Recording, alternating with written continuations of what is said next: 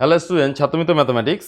আমরা এখন নবম শ্রেণী কোষে দেখি 21-এর অঙ্ক সলভ করছি। এখানে 10-এর দাগের অঙ্ক সলভ করব। 10 দাগের বিয়ের যে অঙ্কটা আছে কি বলা আছে, সমাধান করি। এই যে অঙ্কটা দেওয়া আছে এটা সমান 11 দেওয়া আছে। এখানে সমাধান মানে এক্স এর মানটা ক্যালকুলেশন করে বার করতে হবে।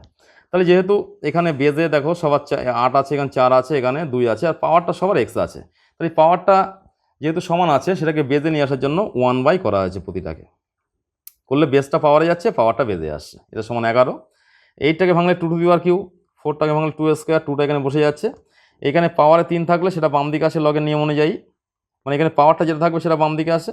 এই 2টা বাম দিকে আসলো, এখানে এটা বসে যাচ্ছে। তাহলে যেহেতু দেখো 1/log x/2 সেটা কমন নিলাম, তাই কী থাকছে 1/3, এখানে 1/2, এখানে +1 = 11। এবারে কী করছি দেখো, বাম দিকে যেটা ছিল বসিয়ে দিয়েছি। এটাকে 6 লসাগু হলো। 6 লসাগু হলে কত হবে? 2 + 3 + 6 = 11। যোগ করলে 11 হলো, বাই 6 = 11। এবার কি করেছি, 11 log x বাই 6 log 2 = 11। এটা দিয়ে আমরা কোনাকুনি গুণ করলাম।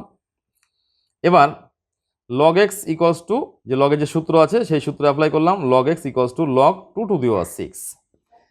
তাহলে কি হচ্ছে, দুই দিক থেকে লগ উঠে যাচ্ছে, তাহলে x = 2 to the power 6। তাহলে x = 2 to the power 6 মানে কি, 2টা 6 বার গুণ করতে হবে, অর্থাৎ 64। তাহলে কি হলো, x এর মানটা পেয়ে গেছি।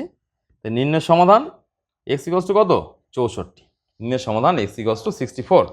তাহলে এইভাবে অঙ্ক সলভ করলে দেখবে সহজ পদ্ধতিতে তোমরা অঙ্কটা শিখতে পারছো এবং জানতে পারছো। এবং সহজ পদ্ধতিতে শিখতে গেলে কি করতে হবে, ছাত্রমিত্র অ্যাপটা ইনস্টল করতে হবে। তাহলে সহজ পদ্ধতিতে তুমি অঙ্কগুলো শিখতে পারবে।